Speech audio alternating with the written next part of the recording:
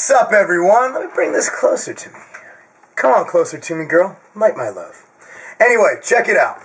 You know, I get asked a lot.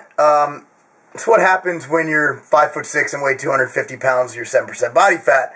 Not bragging, that's just what I am. If you saw me in person, you'd be like, guy's pretty thick. He's ugly, he has a big nose, and he has small arms, pointy elbows, and a GH gut. But nonetheless, he's a big dude.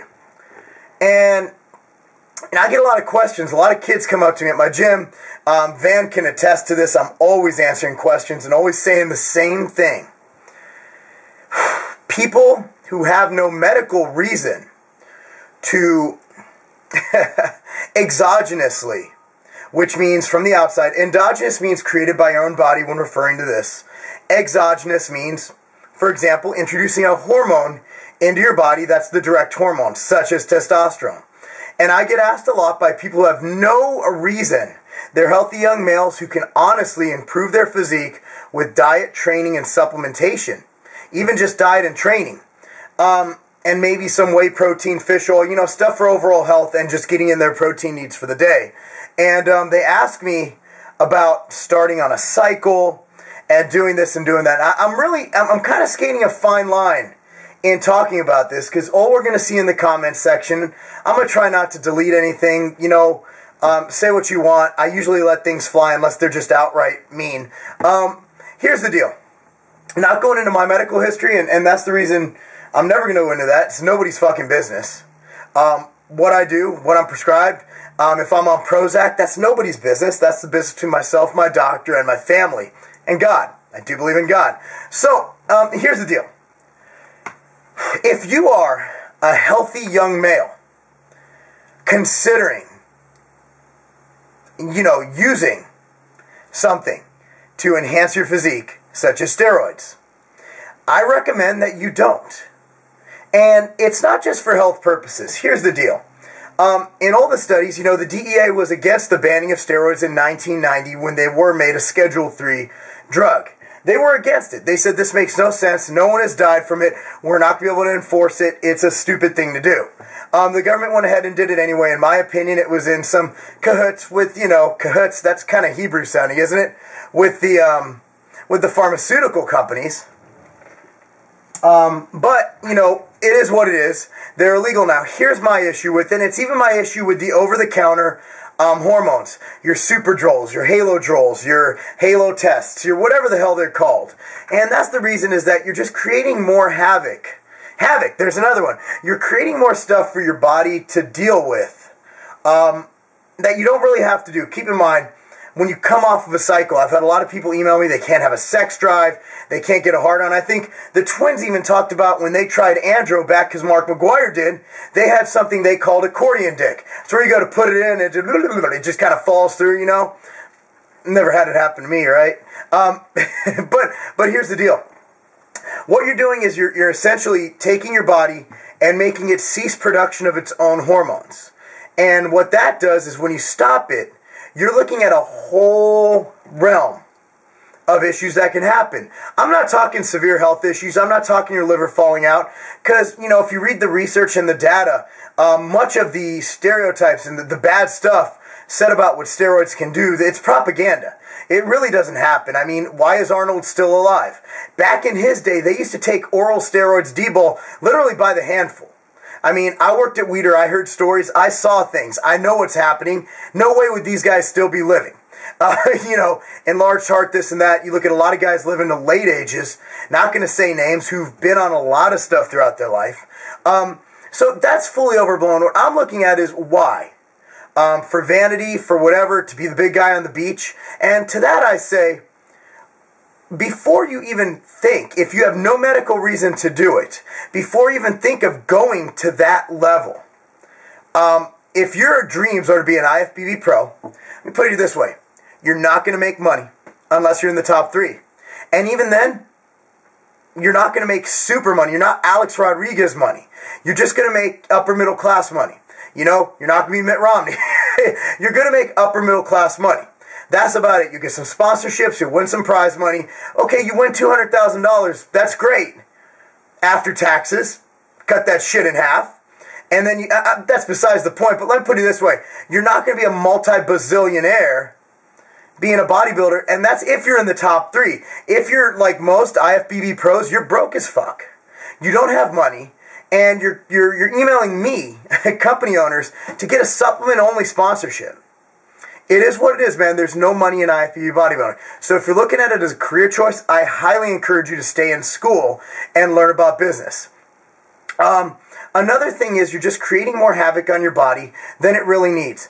Look at what, even if it's not long-term deleterious, look at the issues you're going through. Not only are you messing with testosterone, your brain hormone levels, you go through depression after you come off a cycle, you have the estrogen rebound and all that stuff. And that's why I'm saying that's for people who come on and off. Now, for those who are on HRT, here's why I recommend not self-inducing HRT. Those guys who go on with no reason to go on and plan on staying on for the rest of their life, it's just a real pain in the ass, no pun intended, to stick yourself twice a week, have to do this, travel with it, and if you have a prescription for it, that's besides the point. There are a lot of people with medical conditions or just low T that's affecting their life that absolutely need it. If you get older, I believe if you're over 30, 35, your stuff starts dropping, and that's when your performance in life can fail.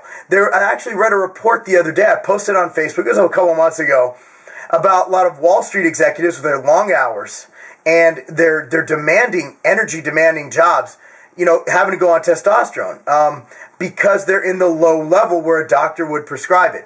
And I do fully believe HRT is a wonderful thing. I believe that anybody over 30 needs to get yearly blood work done to see if they have any issues. There are a lot of things that can go wrong that can cause your testosterone to drop, that can cause you to have a problem in producing it. And sometimes they can even make it so they can bring it back where you don't have to go with things like HCG and all that good stuff. But I see a lot of 19, 20-year-old kids. This video is probably boring as fuck to you. To that, I apologize. I see a lot of 19, 20-year-old kids, even younger, come to me asking for cycle advice, asking for this, asking for that. They haven't even figured out how to eat. They haven't figured out how to train hard. They haven't figured out anything. And you guys know who I'm talking about because you might be one of them. You know that guy at the gym who juices like fucking Ronnie Coleman and looks the same day in, day out, year after year? Proof of two things. One is that androgen receptors vary among people. Some people respond well, some people don't. Two, a lot of people who juice do not know how to eat and train. Nothing works unless you do, and this is why it's our line at Tiger Fitness. Nothing works unless you do. Even illegal anabolic steroids. They're not magical. So when you see a big guy, and when you see Phil Heath, Ronnie Coleman, Jay Cutler, and you say steroids, yeah, but just think, if they just took steroids and didn't train and eat the way they do, have you ever seen Jay Cutler's daily diet? Makes me look like I'm not eating. Makes me look like I have an eating disorder. I mean, the guy eats a lot. You have to feed it. You have to know what you're doing. These guys are also in the genetic upper echelon. So unless you're genetically predisposed to be able to pack on that mass, they call Phil Heath the gift for one reason. He was training for like 2 years and he won the Junior Nationals, got a pro card. Came from playing fucking basketball. Obviously not a mass-dominated sport. So, I mean, you look at those factors, and that's why I tell people, before you start, have you been training for 10 years? Have you been eating perfect every day? Have you been getting your macros? Have you been eating extra if you're trying to bulk and in a deficit if you're trying to cut down? Another thing is, do you really want to mess with your hormones to the point where you have to get blood work done and do this and do that and go through that pain in the ass? There I go again. I'm trying to be a little bit funny here. This is getting boring as fuck. It's like a PSA. And it's like for all the fucking those things after school specials back in the day. You know, it's not going to cause your balls to fall out. It's not going to cause you to, you know, be infertile most of the time. Branch Warren had a kid. I mean, you know, Quincy Taylor has 5. Obviously, it's not as deleterious. I'm not saying steroids are going to kill you. I'm not saying they're the worst things ever. I'm not classifying them. I'm not even saying they should be illegal. I'm a libertarian. I think we should legalize everything. But here's the bottom line. Don't do it if you don't have to. Look at Ryan Doris. Look at Brian Whitaker. Look at Kurt Widener. Look at Doug Miller. Look at Ron Parmenter. Look at Dave LeClaire. All natural athletes. Look at Chad. Look at my boy Chadwick Austin. Look at Damon Gillis. All natural athletes who look absolutely fantastic. And if you can look half as good as that, I guarantee you, you're going to turn heads on the beach. You're going to be that guy. But they do it through diet and training, and there's no reason why you need to go and step over that line.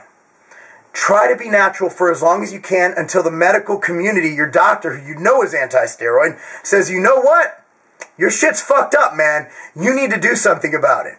And I know this is going to encourage a lot of people saying, Mark, what do you... And look, I'm not going to get into what I do. I'm not going to get into my medical history. When I competed as a 155-pound lightweight, y'all accused me, not y'all, but I got accused on bodybuilding.com forums of being on shit. I was 155 pounds when I qualified for as a national level bodybuilder, as a lightweight. I obviously trained my ass off. You look at my brother, he is a 6'1". He's going to compete in the upper 180s, and he has a chance of getting his IFPA Pro card this year. I have genetics on my side. I really do. So, I mean, I've been training my ass off. And you guys who followed me throughout the years have seen my logs, my blogs, my videos.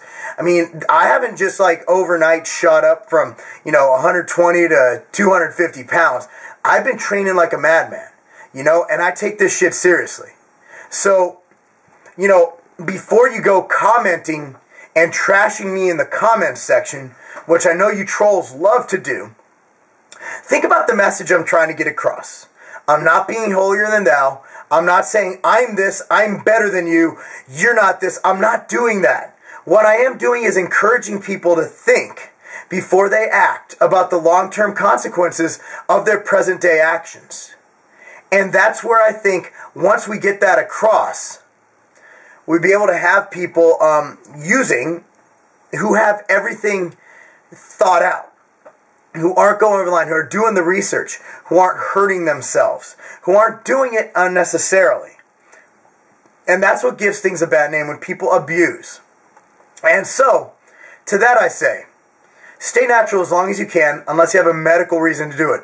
If you do decide to jump over to the dark side, by all means, do your research, consult with someone, and do your due diligence on if it is worth it. Alright?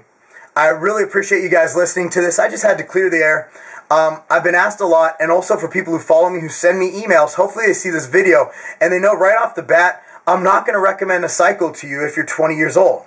I'm not going to tell you if you need to take test or tren or whatever it is. That's not what I do. And even if you're experienced, I'm not going to do it. That's not what I do here. What I do here is I talk about diet, training, and supplementation, and I have cool training videos. I compete in the NPC and NABA, and I do what I need to do. If you guys see me in person and you want to talk a little further about it, that's great. But this is YouTube, and all I'm going to say is that this is my position on people using. Don't do it if you don't have to. But if you do it, it's your body, man. You can do what you want to do. I didn't want to bite off TMW because I almost did. You can do what the fuck you want to do, but I didn't do that out of respect for TMW. I've been stealing their shit too often now. Dude, they're some fucking funny motherfuckers. I love those guys. Seriously, if they didn't already have all those kids, I'd have their baby. I would. But anyway, that's it, guys. I really appreciate you watching this. Take it seriously. It's just my advice. That's it. Take it for what it's worth and don't trash me because I'm really trying to do something good here. It's my real belief. Trust me on that one. Marc Lobliner, TigerFitness.com. Peace out, bitches.